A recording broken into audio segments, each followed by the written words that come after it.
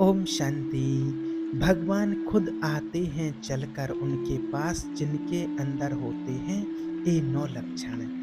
आज दुनिया में सभी चाहते हैं भगवान को देखना, भगवान के दर्शन करना चाहते हैं। तो भगवान उन लोगों के पास स्वयं ही आते हैं, उनको साक्षात्कार कराने, दर्शन देने, जिनके अंदर होते हैं ये 9 लक्षण। तो वो 9 लक्षण कौन-कौन से हैं? आइए जानते हैं।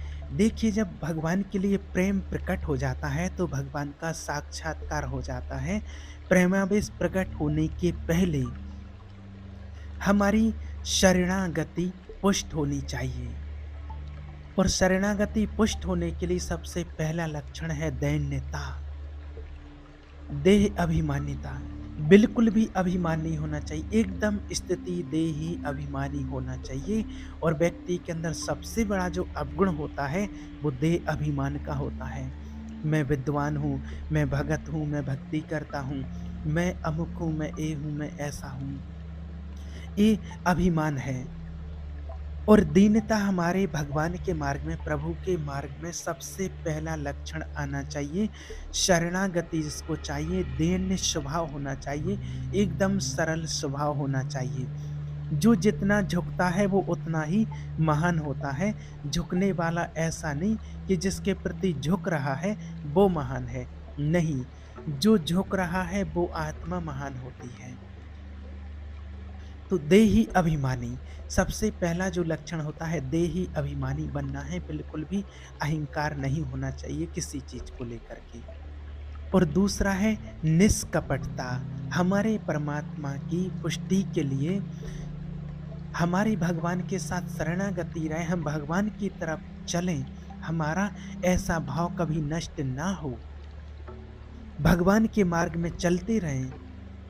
और जब भगवान के लिए एकदम निष्कपट प्रेम होता है, और आत्मा जो निष्कपट होती है उसके अंदर किसी भी प्रकार का कोई छल कपट नहीं होता है, तो जरूर भगवान से दिल का प्रेम होता है, स्नेह होता है। ये आत्माओं को देखना चाहिए कि हमारे अंदर अभिमान तो नहीं है, हम देही अभिमानी हैं। अपने हृदय में चेक करना है। दैन्यता का स्वरूप है किसी भी तरह से हमें कोई गाली दे, अपमान किया जाए, निंदा की जाए, तिरस्कार किया जाए, तो मुझे ऐसा ही लगे कि मैं ऐसा ही हूँ, इसी का पात्र हूँ। उसे दैन्यता कहते हैं। वाणी से हम माइक से बोलेंगे कि हम अधम हैं, नीच हैं, ऐसे हैं, ये भी दैन्यता की भाषा होती है। और हाथ जोड़कर प्रणाम मुद्रा में होती है। लेकिन यहाँ बात हो रही है हृदय की दैन्यता की बात, देही अभिमानी की बात, कि कोई आपसे दूसरा कहे, इतना देही अभिमानी होना चाहिए, किसी भी प्रकार का अभिमान ना हो, देह का भान ना हो, देही आत्मिक स्वरूप में रहना चाहिए। इतनी हमारे अंदर पुष्टता आ जाए कि कोई हमसे कहे कि आप नीच हो, पापी हो, आप ज्ञानी नहीं हो, आप भक्ति नहीं करते हो, आप भगत नहीं हो, तो आपको ये लगे कि हाँ, मैं ऐसा ही हूँ। इसे कहते हैं देही अभिमानी स्थिति। शरणागति जो स्थिति जब हो जाती है ईश्वर के लिए, जब दोष युक्त वृत्ति हो जाती है, और जो एकदम पूर्ण गति तक नहीं पहुँच पाते हैं, परमात्मा तक नहीं पहुँच पाते हैं, उसका मुख्य कारण होता है देह अभिमान। देह अभिमान आ जाता है, गुणों का अभिमान आ जाता है, साधना का अभिमान आ जाता है। इसलिए सबसे पहला लक्षण जो परमात्मा ने बताया है कि हमारी स्थिति होनी चाहिए देही अभिमानी, विचारणीय है। ये विचारों में एकदम दैन्यता होनी चाहिए, और ये बहुत प्रिय लगती है स्थिति देही अभिमानी भगवान को। और दूसरा जो है निष्कपटता, बिल्कुल किसी प्रकार का कपट अंदर में नहीं होना चाहिए। हमारे हृदय में अंदर कम से कम एक जगह तो निष्कपटता आ ही जाए, एक परमात्मा से, उसके साथ किसी भी प्रकार का कोई छलावा छल कपट ना हो, क्योंकि मन ये बड़ा छलिया है। ये सर्वज्ञ प्रभु से बिछड़ना चाहता है, ये बहुत छलिया है। इसको समझने का प्रयत्न कीजिए। अगर हमारी भगवान से कोई दूरी बनाता है तो वो अभिमान होता है और कपट होता है जो हमें दूर करता है। और जो निष्कपटता है, और अगर निष्कपटता नहीं है, अगर कपट है अंदर, तो भगवान से दूरी ऑटोमेटिक हो जाएगी। मोह कपट छल छिद्र न भावा, ये भगवान कह रही हैं। इसलिए पहला है देही अभिमानी दैन्यता और दूसरा है निष्कपटता। कपट नहीं होना चाहिए। कपट का मतलब होता है कि मुख से कुछ और बोल रहे हैं और हृदय में अंदर कुछ और भरा पड़ा है। और ये कपट प्राय लोग अपने हृदय में बहुत अच्छी तरह से इसको सजा करके रखते हैं, इसलिए भगवान की तरफ उनका प्रेम इसलिए नहीं बढ़ पाता है।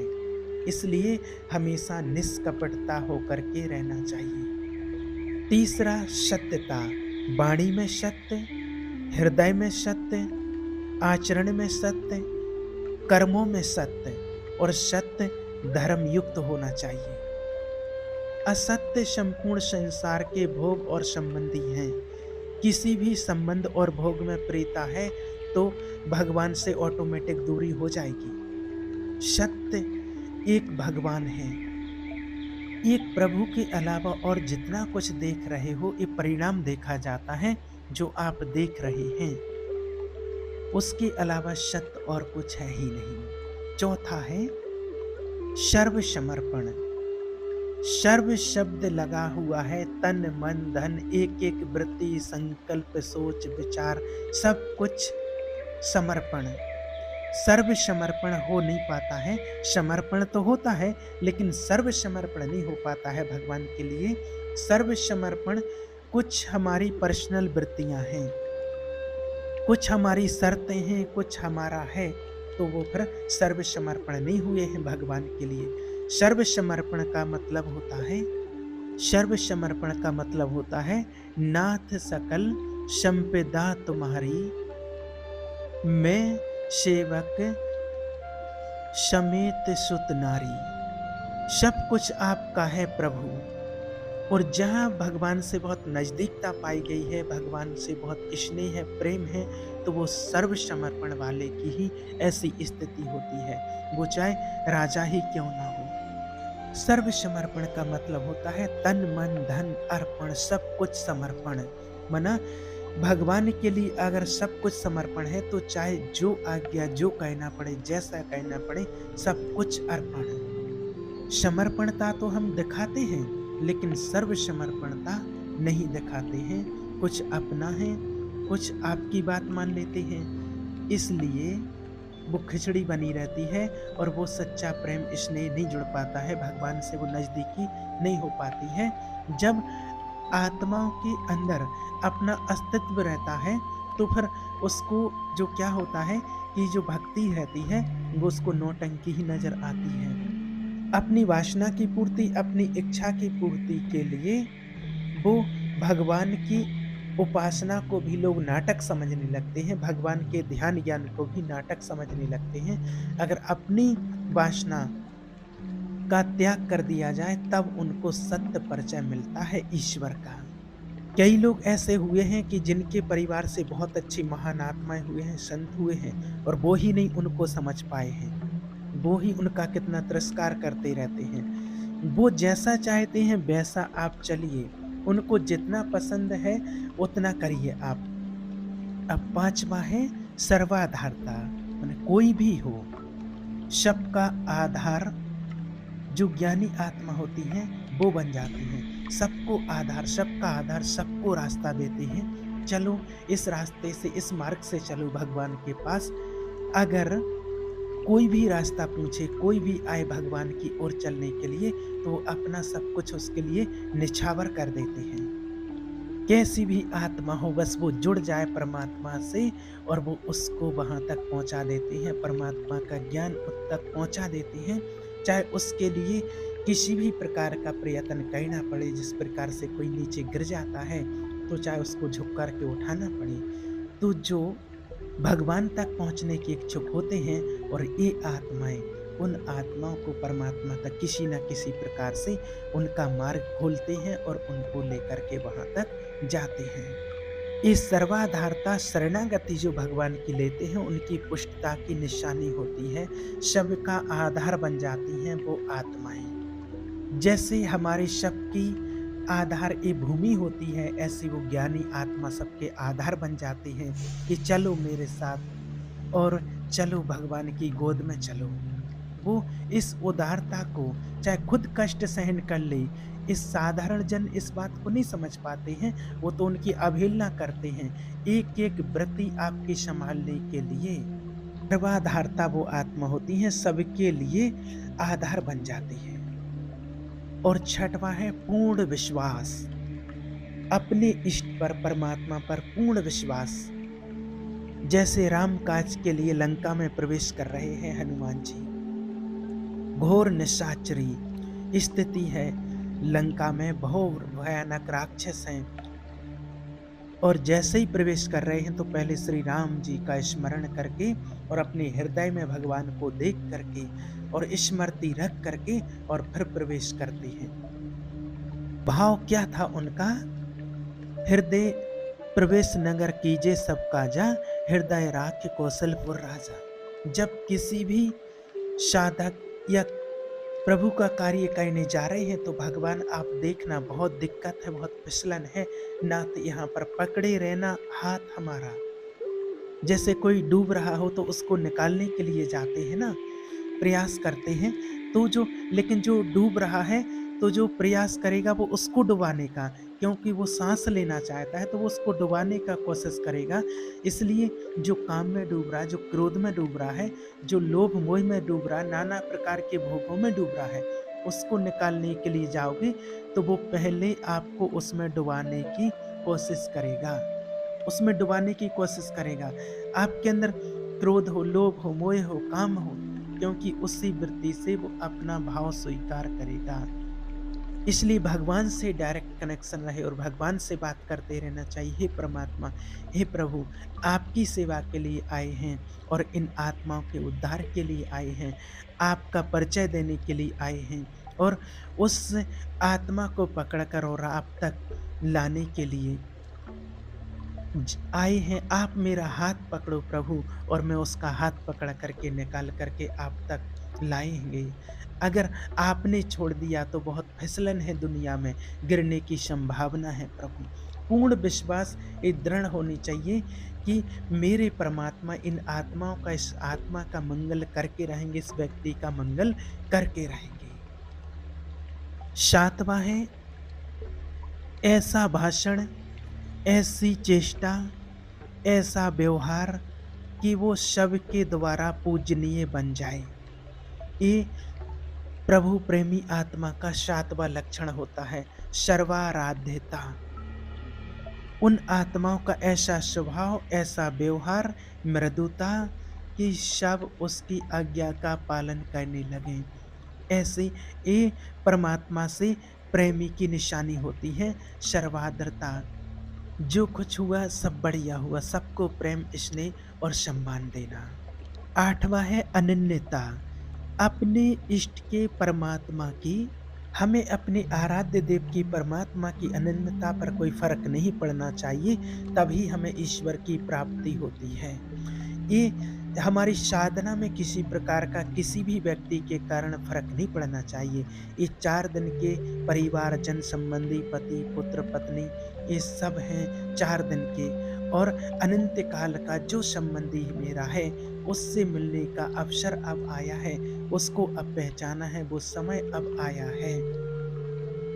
एक प्रभु ही मेरे प्रीतम हैं, वो ही मेरे सब कुछ हैं।